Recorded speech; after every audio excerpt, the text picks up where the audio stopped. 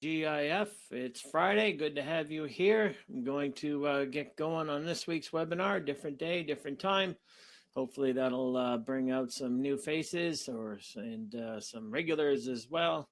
Just give you guys some time to catch up. Lots going on with all the trouble that Facebook's having, changing its settings and privacy and stuff. So it's affecting the software that we use for these live broadcasts. So hopefully we'll be able to do things a little better than last time and get going with all that as well. So hopefully I'll be able to see your comments. Let me know you're out there, and we'll get on with part two of my interview with John Paul Bryce if he can get on. So hopefully I don't see him yet, but hopefully he'll be able to make his way in here. And if not, I will go solo. So hopefully that'll work for everybody. So while I'm waiting for the audience to build, usually like to tell the story or make a comment. So I'd like to make a comment now on what I call, you've heard of ADD. Well, I've come up with a new term called MDD, which I call masculinity deficit disorder. What am I talking there? Masculinity deficit disorder, AKA macho bullcrap attitude. Client wrote me this morning. He joined a new gym. He likes the gym and everything except for a bunch of guys walking around all jacked up and scowling at everybody and giving that, angry attitude toward everything. And there's just no place for it. I'm back in the day when I was, 260 pounds and 10% body fat. I was quite aware that my presence may intimidate people. So I went out of my way to consider myself an ambassador to what it was I did for a living and try to treat and react to people accordingly. So does that mean I didn't grunt and groan? Of course I grunted and groaned when I lifted weights. Of course I brought aggression to lifting my weights, etc. But the aggression was limited to the weights I was lifting. I didn't walk around the gym scowling at other people if I didn't think they were jacked enough to be in my presence. So this macho bullcrap attitude, what I call masculinity deficit disorder, that you think you need to walk around the gym with a scowl on your face and an angry attitude toward everybody that walks by you, that you're just too big to talk to anybody. That's just absolutely ridiculous. Once again, I refer to the movie Pumping Iron. What do we see in Pumping Iron at the beginning when Arnold goes into Gold's gym? He's happy. He's shaking hands with everybody before he gets going. It's a good attitude, not a bad attitude. I don't know where this bad attitude macho bullcrap started, but people need to be called out on their crap. So I call this ADD, the ADD substitute, MDD.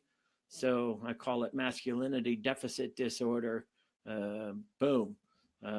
People need to wisen up. You don't need to have a bad attitude. And where did macho become associated with working with the weights?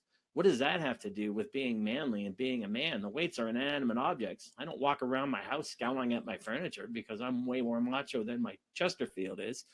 So we need to really get some crap together and call people out if they're just being outwardly nasty with macho bullcrap for no apparent reason. So that is really, really upsetting when I hear stories like that. It gives everyone a black eye and a bad name, and it's very, very unfortunate. It doesn't need to happen. So hopefully we can get past that. So still waiting for my guest to show up.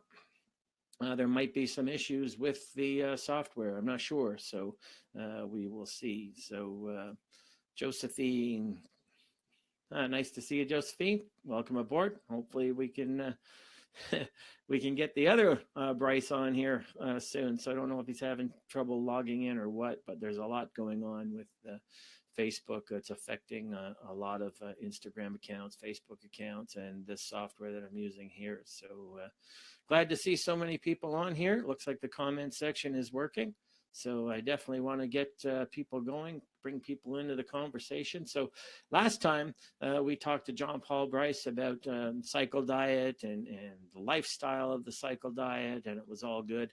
And we did a post on one of his refeed days. And that always is what catches everyone's attention, is the refeed days and stuff. But we thought this time we would talk more about the actual diet days of John Paul, and then the actual, workout and his business and things like that. So hopefully we can get him on board. I'm sure he's trying to log in, but we're having difficulties. But in the meantime, like I said, all that stuff with, guys or anybody walking around the gym with a bad attitude, there's just no place for it. So we got to keep that in mind and call people on their crap. So I have no problem with that. So let's make sure we get in there. So we're just wonder if John Paul's out there. I can answer a couple of your questions, folks, if you want to ask me a question or two before I get going, and then I'll get to my actual lecture on Cycle Diet Part 2, and hopefully we'll be able to get John Paul in here, or I might just go ahead and get my lectured part done, and then hopefully he's able to log in from there, because he's not even commenting. So hopefully he's around. And the reason I changed my day and time, folks, was because last week with the time change in Scotland, I completely miscalculated, and we ended up having John Paul awake until 3 a.m. his time, and that's just not right. So we got to be respectful of that. So thought we'd try a different day and time and see what that engenders, and get people on board. So that's what I have to say about that. So with John Paul not quite here yet, so we're going to go and get on with his actual diet. So what we wanted to get into was cycle diet lifestyle, cycle diet. We did a refeed day, but what about a day in the life of the cycle diet? So we thought we'd review how John Paul eats on his diet days. So I'm going to bring that up into the lecture, and then we will take that as a given. So I've nicknamed John Paul the Waffle King. So if there he is there, chowing down on that massive monster waffle challenge that he slayed, that we talked about in last episode. So wanted to remind people of that in case you missed that episode. You can check it out on my YouTube channel under the live webinar and the interview with John Paul Part 1. So Part 2, we're just going to go through his actual diet days and what that looks like and feels like. And then hopefully he's around for me to get on the show and, have some more commentary. So I got him to send me his diet, and his meal 1 of his diet looks like this. So it's basically oatmeal and flaxseed and chia seed, exactly what I eat, and except he has a whole plantain, grilled plantain on a Foreman grill, a little bit of salt, and that's his meal 1. And then his meal 2 is he eats as much fruit as he wants until he is fully satiated, and that takes him through to his meal 2. His meal 3 looks like this. Is John Paul Bryce. That's quinoa and corn and avocado salad. So as you can see there, he's got cooked quinoa, sweet corn, avocado, red onion, red peppers, beetroot, carrot, spinach, kale, rosemary, sea salt.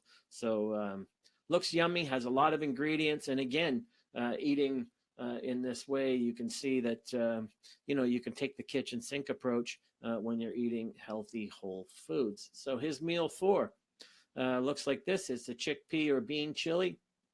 And in it is peas and beans, pasta, whole white onion, chopped carrot, some spices, and then you'll see that there. And it's served with rice, quinoa, and 250 grams of potato or grilled asparagus. So a lot of options there that he uses on his diet days, and hopefully he'll be able to tell us more about that.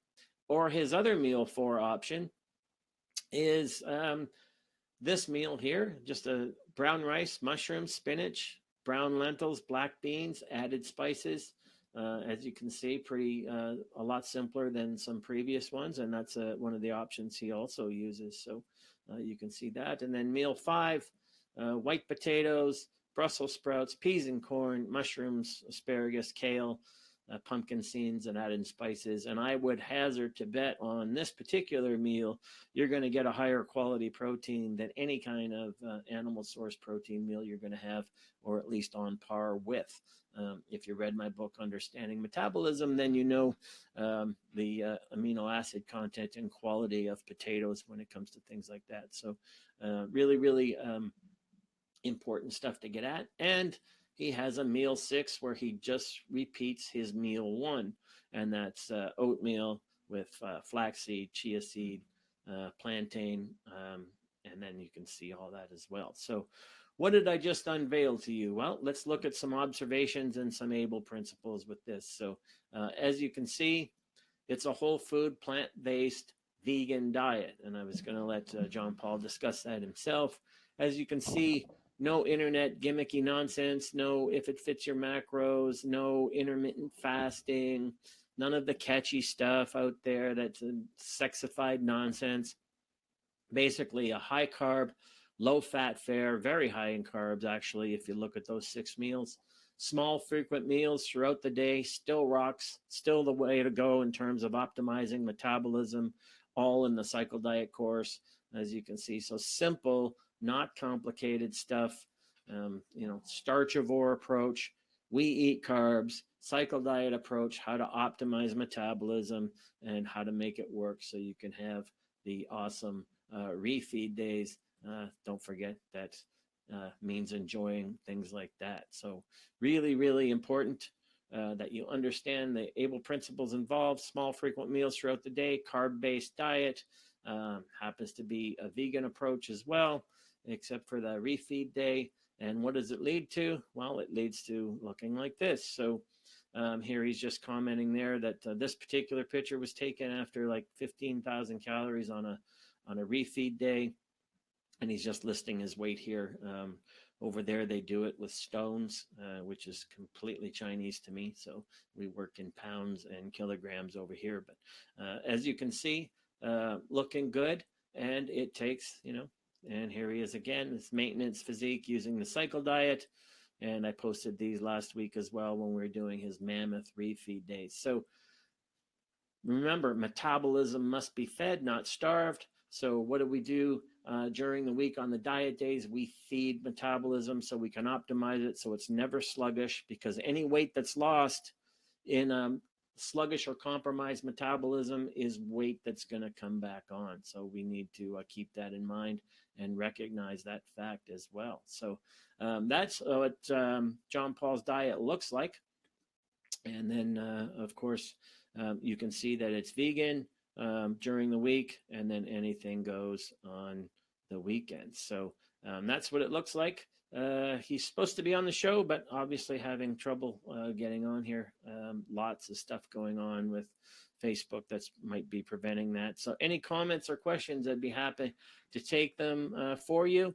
But that's what cycle diet looks like. You can take a plant-based approach, you can take a medium approach, but basically the smartest approach is a carb-based diet approach, and that's what makes the most sense. So very, very important to keep in mind.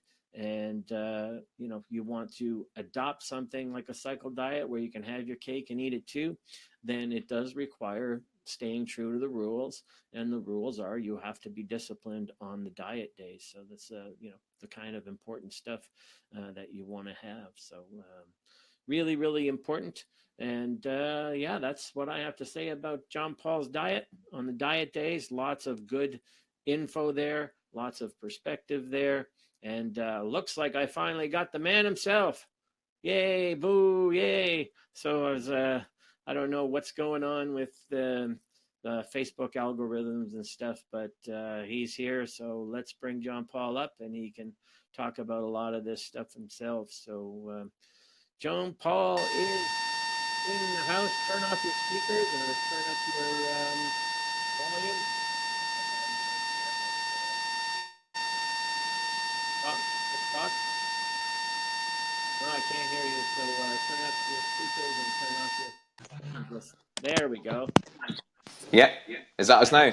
That's a lot better. We were getting a siren of some kind there for a minute. So let me put us on equal footing, and then slide yourself toward your camera a little more. So welcome aboard, bud. I guess you had problems logging in. Good evening. Yes, well, I was waiting in the lobby, but obviously, I couldn't see you. yeah, I'm unsure what happened. So I've been waiting in the lobby for about 20 minutes, and I'm thinking, why can't I see the screens? So I went on my iPad there, and seeing you talking, I thought, oh no, here we go again. So I just went back out and copied your link, and then I've come back in. But good evening, Yes. everyone. How are we? Yeah, hopefully people are on board. So we'll get going with the John Paul Bryce Experience Part 2. So obviously you saw me. I already shared your diet on the screen for your diet days.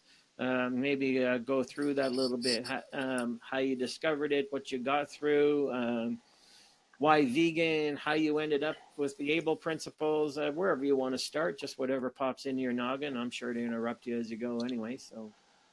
Well, as I mentioned previously, I did the show in 2015, and at that point, that was probably about 6 years of constant dieting and trying all these crazy, ridiculous dieting strategies and so forth. And at that point, that was probably going to be my last competing. I knew that, so I needed something that was going to be a forever sustainable dieting strategy for me. I knew that, and when it came to the Scottish show, which we mentioned before, last week. I was already in super compensation, so we know I was in a state of depletion, had the high day, and before that I was reading your book. I'd read the cycle diet up until that point, but it's one of those ones where you don't it's the same as everything. You look at it and think, oh, that's unbelievable, in terms of the way to have the high days and the low days and so forth, because you're in such a restricted mindset for so long, and there's obviously, as I mentioned before, a fear factor, so we had 9 weeks until the British finals. So I knew I had time because I was already lean enough anyway. So what I did was I changed the diet and I kept it low. And then I started playing around with the high days. And I noticed the more I was adding in, the leaner I was getting and so forth as well. With the refeed days, what you're calling high days, we'll just relabel that. Sorry, the refeed days, yes. Yeah. Okay. Go ahead. Yep.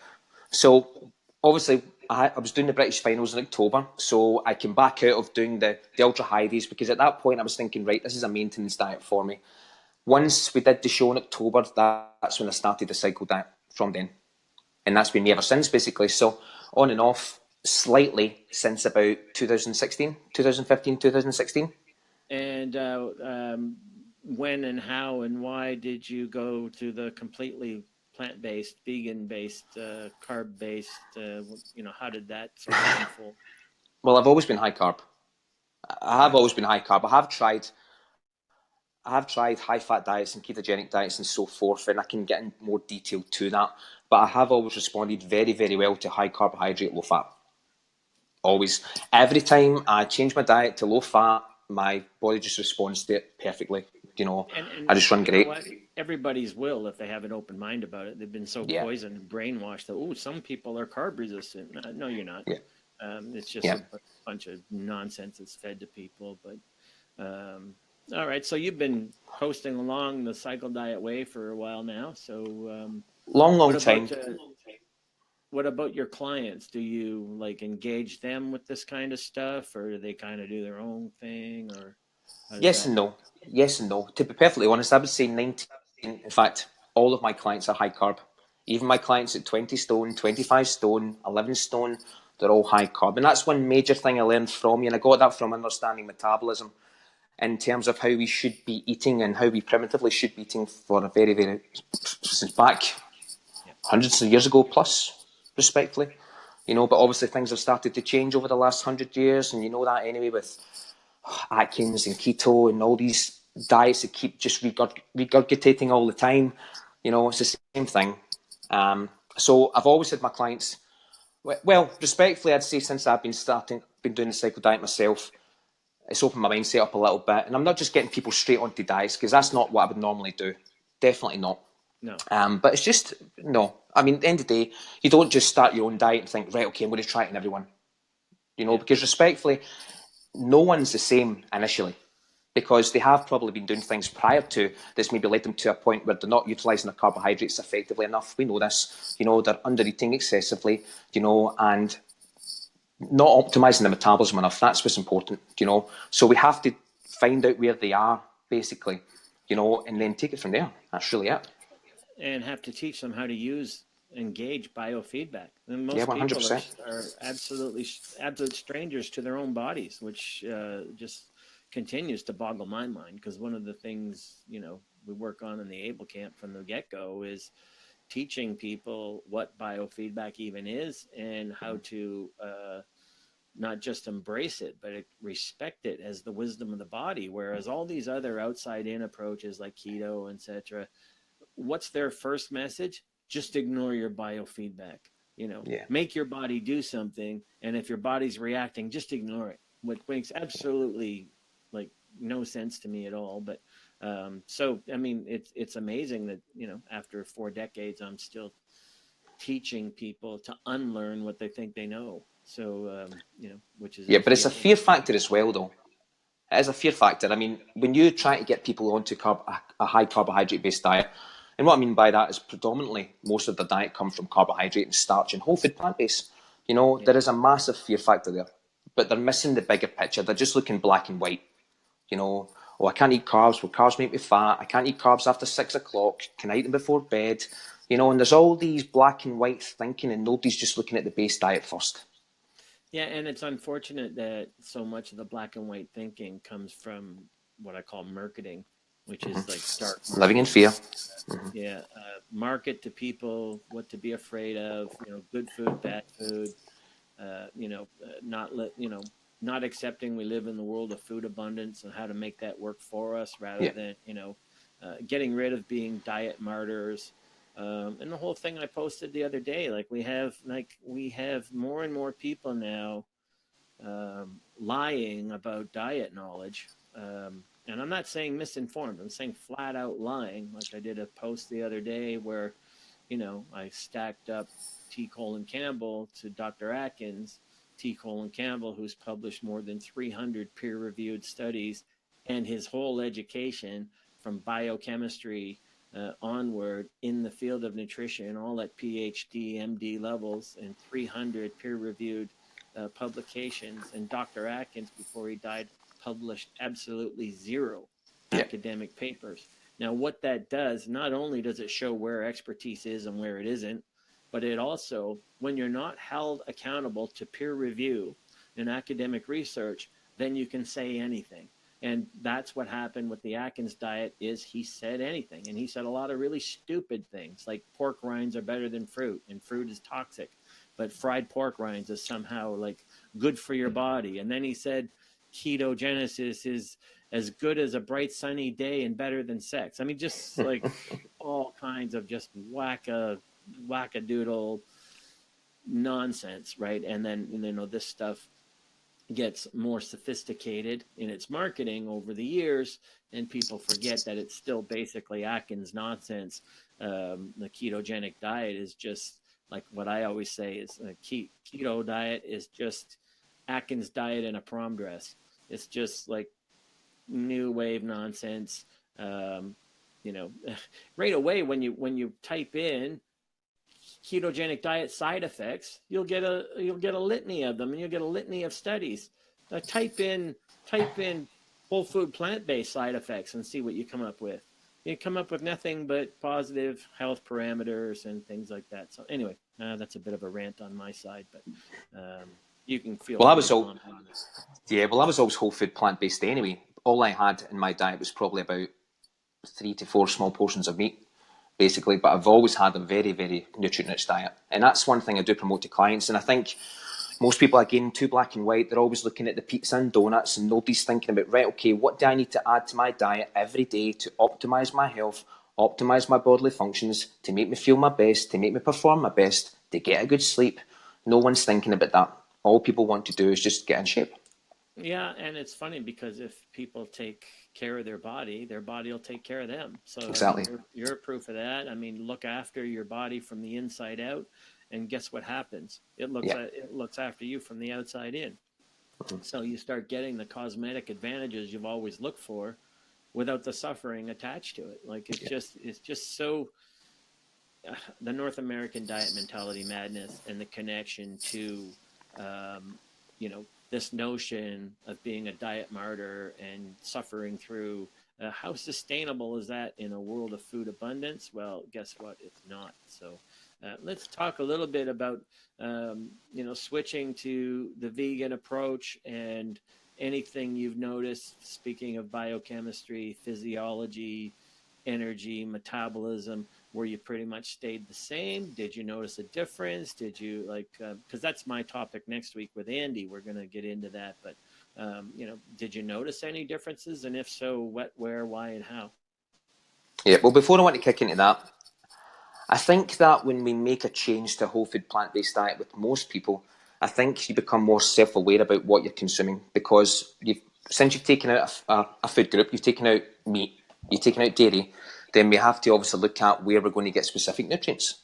So I want to make that clear first. I think that for most people, when they switch to a whole food plant-based diet, they do become much more aware of what's on their plate. I think it's very, very easy to just put meat, potatoes and some salad, and right, okay, I'm in a rush, let's get chicken, potatoes and salad, whereas when you're on a type of dieting strategy you're more self-aware and well, you're basically more self-aware what's going on your plate to make sure you hit all of your nutrient targets. And With me, oh, sorry. no, go ahead. Go ahead. Yeah, with me wise, it's taken me about 2.5 weeks to get, I would say, to get the full benefits from it. Personally, in terms of strength, I noticed no change whatsoever. And what I did notice was, though, my hair started thickening out, my gums looked pinker, I have more alert, cognitively, definitely. And I'm not going to put that down to taking out meat and dairy. What I'm going to put that down to is I'm probably adding in more veg. I'm adding in more salads. I'm adding in more nutrient-dense foods. This is the thing, correlation that doesn't always lead to causation. So I'm not going to say I feel better because I've taken out 300 grams of meat. What I have done, though, is I've been more inclusive within my diet, basically over the last few weeks. So, And the awareness thing, I think, is important to delineate on a different pattern, and that is, if you look on social media, a lot of the misinformed knocks against plant-based vegan diet approach is that it's misleading, that people think you got to somehow become a nutritionist and you got to somehow know every gram of what's coming in, or you're going to have some imbalance in your, body's very clever. I'm constantly getting questions about where's your protein come from, and I can't believe in this day and age that's still even a question. It's been so debunked over and over again. The study of the Okinawans, the people who live not just the longest but live the healthiest the longest, have the lowest protein intake on the planet. Now, most people will say, well, they're not, they're not trying to have six-pack abs or whatever.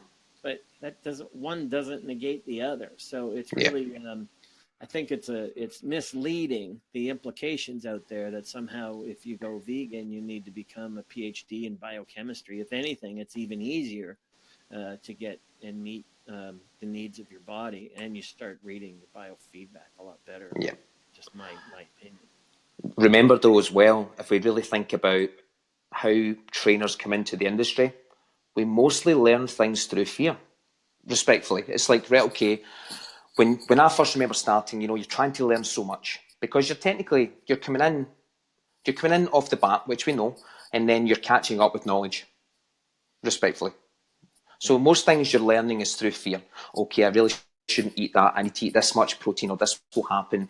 I need to make sure I'm taking supplements. I need to make sure I'm taking pre-workouts. All these things, supplement mumbo jumbo, and it's the same thing. We've been brainwashed to thinking that, okay, we need 1 gram per pound, and then more research is coming out and people are recommending 1.2 to 1.6 grams per kilo.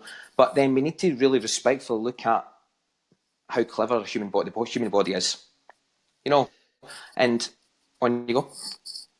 Well, I'm just thinking of what you said. Not only are people initiated in the industry with, a fear-based mindset, but it's also a very sheeple mindset. So whatever is the vogue trend, you just follow it. You blindly follow it. You don't question anything. Your certifications are basically in make sure you don't hurt your client. They have nothing to do with physiology, biochemistry, hormonal interactions, the training model. So what you see, and I've been around since the late 70s, so I've seen the vogue trends of everything come and go. And yet what you see in every single era is, first you see an attitude of arrogance, that it was the previous era that didn't know anything, but we got our shit together. Right? We're the ones that actually know, and the previous era didn't know. And then you see more of the blind leading the blind constantly, with training, with everything. Like, I'm putting together a webinar for a couple of weeks from now, revisiting the aerobic myth. And I still can't believe the number of people that walk into a gym to do a weight training workout to make their bodies look better, and the first thing they do is walk over to the cardio equipment. And I don't blame the members who don't know any better, but when there's a personal trainer standing beside them who's advocating that they warm up on an exercise bike, a treadmill, an elliptical, a Stairmaster, it's like, do some freaking homework. Like, it's mind-boggling to me that still passes as knowledge when it's counter. It's not even. Not only does it not help, it's counterproductive. It doesn't even. Yeah, I completely agree. It actually negatively impacts a weight training workout, and to not have that taught in basic certification is mind-blowing. The other part of the modern sort of arrogance, our era smarter than your era stuff. You know, my mentor was Bill Pearl, and you'd be hard pressed if Bill Pearl was 35 today and working out and being in the magazines. You'd still be hard pressed to find a better physique. And he didn't have supplements. He didn't have research. He didn't have keto. He didn't have what they had then was biofeedback, and they were just really, really intelligent and sharp about it. How to listen to your body and work with it instead of on it. And, you know, it's just sort of become a lost art, and everyone's swimming in this overcomplication soup of, you know, oh, it's all mathematical formulas. It's all outside in. It's all, you know, let's crank up some numbers. And, you know. Well, I was going to say that, you know, it's all external, you know, and it is getting worse and worse and worse, you know, Fitbits, trackers, macros, you know, and everyone is, I think, it seems like everyone's just completely forgot how to listen to themselves, respectfully. Hugely, actually. You know, you've got red lights on water bottles to tell you when to drink. You know, you've been told when to take your steps and how far is it going, respectfully. Yeah. And that's coming from, I've had a Fitbit. You know, I've tracked things. But it was a different mindset for me because I believed that was what I needed to do to become this, whatever I was trying to become. But then you just end up so far away from yourself internally. And then when you're left at the end of it, you're thinking, right, what now? So that's why the last 2 years for me, I let go of the bodybuilding, I let go of the tracking, I let go of the scales, I let go of, my goodness, I mean, I didn't, in fact, the last couple of years, I haven't, in fact, not last couple of years, probably the last year, I haven't monitored the weight I was lifting, I haven't marked down my reps, I've had a basic structure of training, but I've purposely not written everything down just to make sure that I'm on par with myself, you know. And, right, how does this feel? Is this heavy enough? Because one thing I'm realising now as well is you can only take what your body's willing to give you at that present point. Whereas before it was always the one-track mindset, right, I've got the pre-work in me now, the pre-workout in me now, doesn't matter how I'm feeling, doesn't matter, it's the do-or-die mentality. In the gym, it doesn't matter how gubbed I am from work, I still have to lift 100 kilo on the bar. You know, we're just ignoring those small biofeedback cues, which later down the line, you're just digging trenches, you know, and that's a thing. You know, the old saying is, you know, I said this in my metabolic damage book, like, you know, if you've dug yourself in a hole, at least start with a position to know enough to stop digging. Yeah. So, I mean, what you're describing, I just typed into the notes there, is fitness freedom. When you let go of it, you know, let go of the tracking, the Fitbit, you let go of the number crunching, you let go of forcing your body to do something in a workout. Instead of what I say in the Physique After 50 book, I invite my body to do the work I have planned for it, and my body will tell me if it's going to accept my invitation or not. And then I honor and respect the RSVP that it gives me in terms of training or diet. Yeah. So, I mean, I've never looked better, respectfully. Yeah, and this is the thing: fitness freedom is about letting go of these things. It's not, oh, I'm going to take up fitness and I'm going to lose 50 pounds. And I've done all that by tracking every minute of every day of my life. And that's not freedom. That's not what fitness is supposed to bring to your life. Fitness is supposed to bring an ease and a sense of invigoration to your life. It's not supposed to be a prison that you Yeah. work from the inside behind the bars of the thin cage. That just it's no, it's nonsensical. And fitness freedom is about working with your body without subjecting it to endless formulas that may or may not have any kind of effect that you think it does. So I Yeah. mean, not I, you. I think with that one as well, though, I think with the different formulas, we have to look at people trying to just control every variable. And we know that most people can't control their weight. And we know most people don't train, I'm not going to say the way they should, but they don't really know how to train efficiently enough for where they're at. So given people having that small bit of control allows them to control that variable for 3, 4, 6 weeks. But they still always end up back to where they were in the first place because nobody's dealing with the real reasons as to why they got there.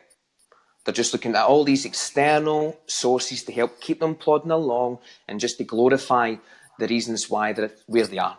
Oh, it's okay, I'll do a show because, oh, sorry, it's okay, I have an eating issue, so I'll just do a show to glorify it.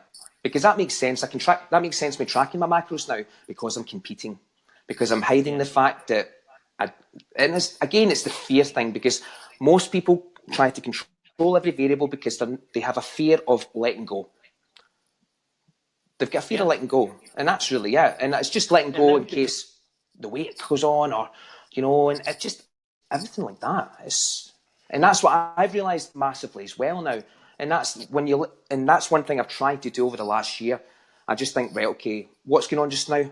That doesn't suit me anymore. It doesn't serve me. Let it go. Move on. Let it go. Move on. And that's a huge thing that I've learned from you as well. Especially understanding metabolism. That was a big one for me, I think, because you're looking at all these things that are anti-bodybuilding and anti-fitness industry. And it's like, right, okay, let go of that narrow mindset and move forward. Because when you let go of something so narrow, it just opens your mind up to so much more. And then you can just live in the grey area. And that's the whole point of coaching, is being able to not think black and white, black and white. It's about taking small parts that make sense and compiling them together and becoming an awesome coach and transferring that into whoever you're working with personally. so let's maybe have a right hand turn here then in what you just mentioned. Then I mean, you've read. I mean, obviously you're doing the cycle diet. You just mentioned understanding metabolism. Uh, how has the Abel principles in training and diet fed your bottom line? I think people are curious. Like, there's not a whole lot. I mean, people can. Before you answer, just let me explain to people. If you do some Google searches under fitness industry income, personal trainer income, you look at high ends, you look at low ends, you look country to country. This is a poor man's game unless dot dot dot. So I think people, oh, how do I make money? And a lot of personal trainers are dabblers, right? There's ladies whose husbands bring in most of the money and they need a distraction, so they get certified and they train a handful of people. I'm talking about people who are trying to make a living doing it. Yeah. And you'll find if you search the numbers, there are very few that do it at a really, really high end, what I call the top 1%. I'm fortunate enough to be in that group. But talk about maybe how the Able principles feed your bottom line, because you said in terms of where you're at and the training you do, there's really not a whole lot of competition, if you will, lack of a better word. I mean, there's a lot of trainers, but they're not doing what you're doing and getting what you're getting. So, anything that comes to mind in terms of that. Well, first of all, I think the difference for me is obviously I have a little bit of not a background, but I didn't come into the industry until about 8 years ago. I always trained, but I did have a little bit of a wild life. I sang for a living, I played guitar, I did all these things, but I would kick in it at another time. Respectfully, I vowed when I started training that I was never going to waste my own life anymore, and I was going to dedicate my whole life to educating other people. That's rule number one. Right? That's what I do just now, and I still hold that true to this day. That I do whatever I can to dedicate my life to helping, educating, and inspiring other people. And that's it. And what I realised was, again, with the coaching element, and this is the thing, it's not I left the training mentality, and I know you have to train your clients, but I left the training mentality and focused more on the coaching element. So I get my clients to check in every week, and that's my one-to-one clients as well. Again, asking all these biofeedback markers, how are they feeling, how's their stress, how's their mood, how's their hunger, how's their digestion, how you performing in the gym, have you got anything going on this weekend, how's your diet, how's your hunger, all these different factors. So learning that obviously from yourself has been massively important. I have been doing online coaching as well for the last 5 years. And that as well, we're doing the... Yeah, let me just Sorry? pause that right there. You're making a good relative point that I think might be missed if I don't pause and point it out. So a lot of people get into the train, like for you to rise that fast in 8 years is actually pretty fast. But the difference is, I think a lot of personal trainers, they get into it, they get into the business end of it, and it's, how do I make money? How do I make money? Yeah. How do I get people to sign up with me? And they forgot exactly the number one rule that you just said is, how do I help people? Exactly. How do I make them better? And then you don't have to, it's like we said earlier with the diet, take care of the inside out, the outside in takes care of itself, but the North American way is backwards. And it's the same thing with the personal trainer mindset. You take care of serving other people's needs, and your own needs will get served without having to think about it. So I think that's an important point that separates the people who actually make a substantial living in this industry from the people who just keep trying over and over again, So I'm not sure if we're able to see comments or not. I don't know if I can't see any either. I can see the ones when I first signed on, but I can't see any right now. I wonder if, let me just shrink you for a second and I'll bring you right back. Yep, no problem. If that makes any difference. So any comments or questions, folks? And I'll bring John Paul right back into the conversation. I don't know. Maybe the comments aren't even working right now, but because I don't see any comments from when we first signed in. So I'm sure there has been lots to comment about. So hopefully people will come on and talk. And Andy, if you're out there, feel free to join us if you can even sign in. So again, just going to go a little quick here with showing John Paul's The Waffle King experience. And, there he is there. And then the diet days for everyone to look at. So, meal one, oats, flaxseed, ground flaxseed, that should be, folks. Ground is always better, more absorbable, more retention.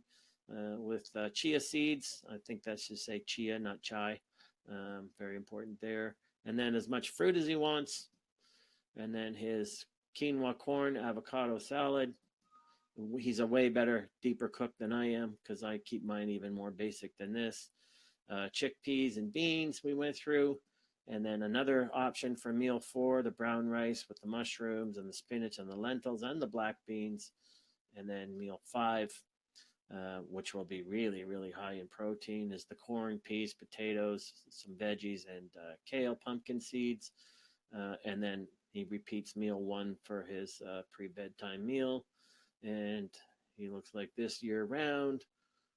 I mean, what else is there to say? So I'm going to bring John Paul back in. And I think I also have, if I'm lucky, let me just get rid of that. Make sure I'm doing everything right. And then let me see if I can do. I can. Oh, we got the big 3 in here. So we got John Paul here, and we got Andy, and we got the old man rocking the far right. So, what's up, JP? How you doing? Can you see that? Oh yeah. Can you see that, Scott? I can't see anything except your countertop, but I don't know what you're. All right, this is my 10-inch carrot cake behind me for tonight. Oh, I can't see it. Now hold it, bring it closer to the camera, and we'll have.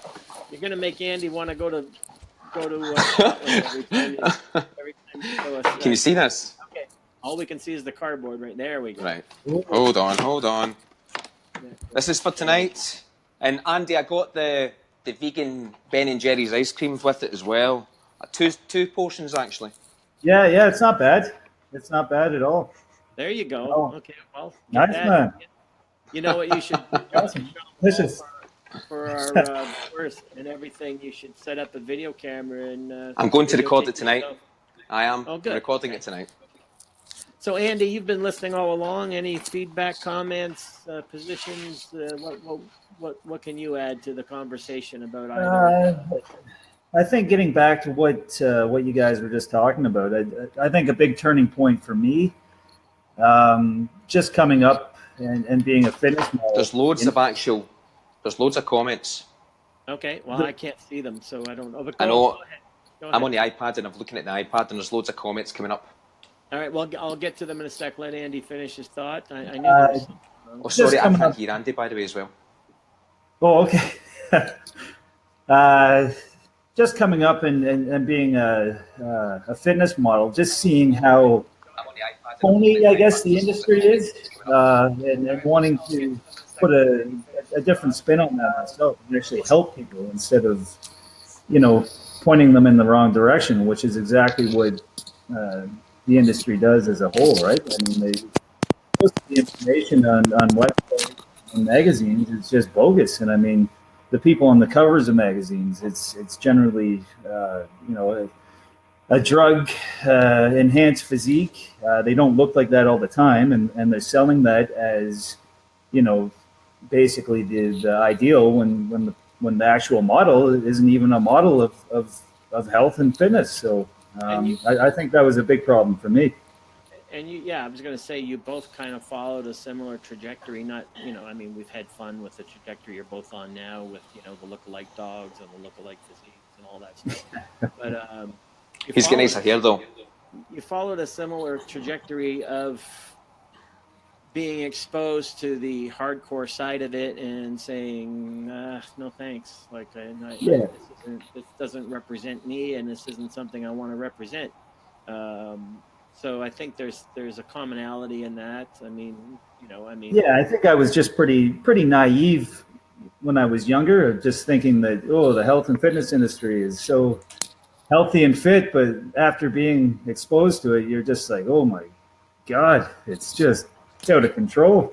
yeah, it's full of characters. Now Yeah, again, I have to point out that as much as I did abandon that way back in 2004, I was also like, you know, president and chairman of, the hardcore competitor side of it for a long time, right? yeah. So I'm not saying I'm no, Mother no, no, Teresa no. or anything, but I have to own that. I mean, and I do. I own that, but it's allowed me to. I don't think there's ever been a bigger insider than I was with my connections with the steroid world, the pharmaceutical world, the supplement world, magazine publishers, and keeping it real. I think it offered me a perspective when I did say finally that, if you're not part of the solution, you're part of the problem, and walk away. I think it Yep. yeah, gave me a lot of ammunition to fight the better fight and come out the other end. Go ahead, John Paul. I think it's allowed you. It's the same thing as I've mentioned as well. You've let go of that, and it's allowed you to just open your mind up to so much more. And that's Yeah. obviously why you're here just now.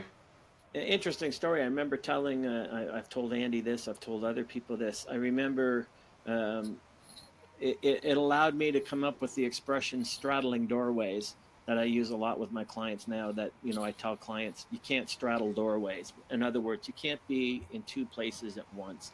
And how I came up with that is when I wanted to leave bodybuilding, I was straddling doorways because I had such a reputation of, being the trainer of champions. I mean, that's how they introduced me at the contest, right? And there was this whole fight between Joe Weider at the time and Weider magazines, and he owns that line, and they can't call me that. And it was a form of flattery, really. But so I was worried. Okay, like if I'm not training so and so who's a national champion and IFBB pro, what's going to happen to my business and all this stuff? And you're worried about losing what you're gripping so tight that Yeah, I get it. you can't I get it. you can't open your arms to all the possibilities. And as soon as I dropped that world, everything just not only came to me, I didn't have to run after it, but it came to me in sweeping ways, and it was better, to help other people in more interesting and effective ways, and it was just easier. And I think I told you in a private conversation, John Paul, in terms of training competitors and stuff, let competitor trainers fight for those table scraps of income, because most competitors have no money, no jobs, no, like, just, and they're all fighting for that tiny percentage of people who compete. Yep. Like, and the nightmares that go with what I call professional babysitting. It's not coaching. I'm not. Well, that's the thing. I mean, I've been there But before, and that's it. I'm exact same point just now, and I just want to work with real people. That's it. And the same as what you always mentioned: real people, real lives with real jobs, and that's all I care about. And I will give every hour I can in my day to make sure that I can give back to the people who really need it the most. And I can't, respectfully, the people I have worked with from a competitive point of view have been great. I haven't worked with a lot, but they have won all of the three. I've worked with 3 competitors in the last 2 years, and they all won their shows. And 3 of them were just amazing guys, put in the effort, looked phenomenal. But for me wise, I don't think it's fair anymore. In fact, I was never in that hardcore side anyway, because I've always been natural. So they were always with me in terms of they wanted to. I always provided a healthy side. It wasn't always going, right, okay, this is happening, take this. Because I didn't know how to do that. It was always, right, okay, you're feeling like this. Maybe it's because you're lacking this, and I was always that side. Andy, are you able to see the comments? Because I'm only got the one since people. No, I can't see them I either. can't No. actually see Andy either, by the way. Oh, okay. Yeah, so I don't know what's. And I can't hear him either as well. Oh, okay. That's why. That's why. Okay, I'll just hold my hand up when Andy talks then. So Yeah, because I can't hear what he's saying. Sorry, Andy. No. This is the software we're using. It's got some hangups right now because of everything going on Facebook. But I wanted to read some of the comments because I know there must be some, and I'm just getting the ones when people signed on, unfortunately. So if you wanted to read a few questions or comments, John Paul, we can riff on that if you can still see them. Well, I actually taken it off because I can load it back up, but I was worried in case it was actually making me. Was there a little bit of echo earlier on? Yeah, there was a little bit. I think that was because the iPad was on as well, so I switched it back off and it came off again. Okay. All right. Well, unfortunately for the viewers, I mean, usually we can post your comments and stuff, but there's so much going on now with. I'll try again. I'll see what I can do just now. It's loading just now, and if I can get it on, then I'll have a look through. Yeah. Well, I mean, hopefully people have benefited. I mean, they've seen your diet, they've seen your refeeds in the past, they've seen Andy's diet, they've seen Andy's refeeds, and then I mean, you've got your carrot cake you're going to record later. Make sure we put that in some kind of Dropbox that I can post, and then Andy and I on Sunday are going to record our vegan refeed day as well. So we're going to head out to some restaurants and see what they have and indulge accordingly. So, I mean, there's loads of things we could discuss. There's loads. I mean, yeah, we can't do it all in one webinar. Very true. Very true. JP's got me craving carrot cake now. Well, yeah, and he's also got you craving a trip to Glasgow for a monster waffle. Yeah. Well, I can always come to Canada. Bring Yeah. it with me. Yeah, well, yeah, it's a pretty area where we live. Yeah, Hanging and banging in the dungeon. Yeah, there you go. Yeah, that can always be set up at a future time. So, and yeah, I was going to say any questions or comments, but I can't see them. So have you got any there? I'm going to check just now. Do you notice the echoes came back on? No, we're good. Was that good? Right, okay. Just hold on a second then. If we can get a couple in, and then we'll call it a day. So our amount of viewers is. And Andy, you've said, I mean, we're going to get into this next week, but you've said since going plant-based, you now have been on it long enough, you're noticeably leaner, etc. Yeah, absolutely. It's probably been about 6 weeks now, I would say, but definitely getting leaner, absolutely, without changing anything exercise related. Definitely leaned out even more. Leaner, but not smaller. Yeah, not melting. There's 50 comments. Strength is still up. Workout performance is great. So definitely really great signs there. If you see John Paul, just real quick, just look for a question or two and just read me one, and then we'll take it on and we'll do a couple questions and answers. There's got to be some because I don't see 50. I only see 13 from when people signed on. So go ahead, read me a question.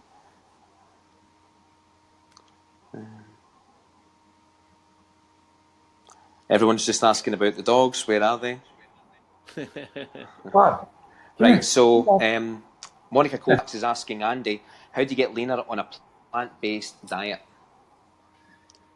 I'll answer that one. My body is just my body has responded very well to it. I mean, I've always I was eating pretty close to entirely plant based, anyways. I think I only had about 2 meals that had animal protein in it, a little bit of cottage cheese and some tuna. So it wasn't like a huge 180 change, right? I just finally decided it really just clicked that I wanted to take it all out, and now my diet's pretty much all carbs. Like the whole diet is carbs.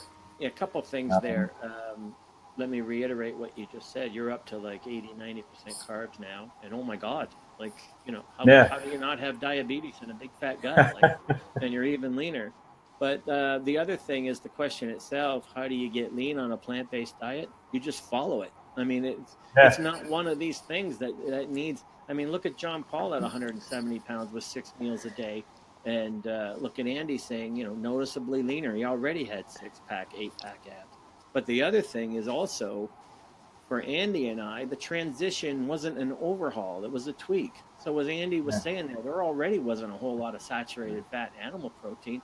I haven't eaten red meat on a diet day in 15 years, so I would only have red meat on a cheat day or a vacation anyway. So it wasn't this mega diet overhaul. And when Andy and I get together for coffee every week, a little insider here, and we vent and pitch to each other about people in general. But one of the things I said to Andy, reading some comments on past posts of mine, there's no way in hell if you're following a true plant-based diet that you're going to put on weight. People Yeah. have commented, "Oh, I went plant-based, and be careful, I gained weight." Not if you were following a true plant-based diet. What do I mean by that? I mean no shakes, no bars. You're not juicing, and throwing everything in a juicer to bypass digestion. I mean, I've only been on a little while, and it basically you're adding volume to keep up what you need to keep satiated and things like Yeah. that. Go ahead, John Paul. I saw you wave there. Yeah, well, I was going to say the same thing as well. I think where most people are missing the fact that when you're trying to, well, from my experience, when I'm getting clients to follow the diets through the week, we have to make sure that the diet is filled with nutrient richness. So you're making sure you've got enough green leafy vegetables, you're making sure you've got enough variations of salads, you're making sure you're getting enough starch carbohydrates full of fibre, again, potassium, all these different trace minerals as well. And if you're filling the diet with enough nutrient richness, then there should be no reason for you to crave anything else if you're And consistent. that's the other thing I'm seeing too, that people will say, "Oh, I was too hungry," and then you don't investigate anything. And when you do investigate, oh, they're carb based, but they're trying to avoid starches. Like, how's that going to work? That's never going to work. Yep. And then, a lot of the times what I see on social media is, comments about people, oh, why I stopped being vegan and none of them are educated in nutrition at all. And it's like you listen to them talk, they haven't done an ounce of research. They're making wild claims about B12 and stuff. Oh, do you have a blood test on that? Well, no, I could just feel it. Well, just ridiculous stuff Yeah. that makes no sense. And yet their number of followers is 10 times what Walter Willett from Harvard School of Nutrition has, or T. Colin Campbell. I mean, it's mind-boggling that people will just tune in anywhere where they can hear what they want to hear and not what they need to hear. Go ahead, John Paul, and then we'll wrap it up. Yeah, I think people are far too exclusive. Sorry, sorry. People are not inclusive enough. They're starting a new diet and they're like, right, okay, what do I need to cut out to lose the weight? No one's thinking inclusive. Okay, what do I need every day to make sure I'm satisfied with my meals, to make sure I'm satiated? I said this earlier on as well. No one's looking at the inclusive part of the diet, which it should be. The diet has to be satiating. It has to serve the body. Well, It and has to that's what serve the mind. And that's the cycle diet is all about, right? Is being inclusive to the number one fact that we live in a world of food abundance, and you can't pretend that we celebration. don't. You're not going to pretend that we don't, and all the stuff that's been debunked as well. Andy, go ahead, comment, and then I'll wrap it up. Yeah, I mean, this has been the easiest tweak I've ever done. I love all my diet meals. Like, I never feel like I'm depriving myself. I've actually had to add more bulk and volume to some of the meals just because I was getting too hungry, and just that's just comes with listening to your biofeedback, right? So it's certainly not a struggle like that people make it out to be. Like, I think it's one of the easiest and best things I've ever done. Yeah, and You know, and again, quality of mindset determines quality of behavior. You can find a diet martyr to follow any diet there is out there. So if you're going to be a diet martyr about it, oh, I can't eat hamburgers anymore. yeah, That's, I mean, me too. I'm loving it. Like I can't wait yeah, for my next meals. They're all Me so the new same. to me, and they're all yeah, so like. And I'm also maybe 80% carbs now or higher, and I don't think about that stuff. But um, it's just amazing with an open mind, when you feed your body with an open mind, uh, the difference it makes, rather than walking into a diet with all these assumptions. And you know what they say about the word assume. Assume is you make an ass out of me, is what that breaks down to. But go ahead, John Paul. Yep, I'm exact same actually. That's me been three weeks now on just all whole food plant based. yeah. And that's probably this week as well. I've actually eaten less, like way less, than I've been eating the past 2 weeks before. And I'm exact same. I'm actually, I put on 14 pounds last week after my high day, and I'm 15 and a half pounds lighter this week. Yeah, and that's how it works. Like, Yeah, put on, I have. digestion's good now. My gut feels good. Just everything feels good. That's my body just start. It's taken 3 weeks to adjust into the diet, but now I'm Yeah, feeling it now. I have clients who write me about their refeeds. They go up a certain amount of weight, and then one client that checks in on Fridays comes to mind because he just wrote in, and then 6 days later, he's like averaging like a pound lighter than he went into it every Yep. single week. So not only is he hypermetabolic, but he's leaning out. Andy, you look And like eat you wanted less. to say something. Pardon me, sorry. You look like you wanted to get in a comment there. Go ahead. Oh, no. I was just yeah. I definitely agree with you guys though. Uh, Actually, last Sunday, I recently I kept the cheat day to all plant based. That was the first cheat day that I did like that, and I loved it. No cheese on a pizza. I never would have thought I'd love that, but oh man, it is so good. Yeah. I never thought in a million years that I would actually get no cheese on a pizza, but Well, we'll it was delicious. So we'll get into more of that next week, and I do yeah, think it does. I do think it does resensitize your taste receptors. yeah, So Definitely. food starts tasting a lot. Just wakes up your mouth, I think, which is important as well. So, been over an hour, guys. So, as much as I'd like to keep going, we'll do this again in the future. Hopefully, when you know when my software is caught up with everything that Facebook is doing. And Andy and I are coming on next week to continue this kind of conversation. We're going to go in a little bit of a different direction. Couldn't see your comments, folks. Sorry about that on my end, but the software company has already warned me that they're in the middle of trying to catch up to all the changes Facebook's making, since Facebook is under a lot of pressure since surrendering people's privacy and all that stuff. So that was John Paul on his actual diet days on the cycle diet, and you've seen the refeeds. So John Paul, the Waffle King from Scotland, and always my buddy Andy. So that's it, folks, for this week, and I'll see you all next week. Thanks for tuning in, and follow John Paul at John Paul PT, and follow Andy at Real Andy Sinclair, or Andy Sinclair Coaching, I believe, is also where you can find him, or just write down world's best abs, and I'm sure his picture comes up somewhere along the lines. And then you can follow the old guy at geriatriccoaches.com, and I'm sure my name will come up as well. So that's it for me, folks, and I'll see you all next week. Thanks for tuning in, and you can watch the replay or tune in on YouTube. See you next time.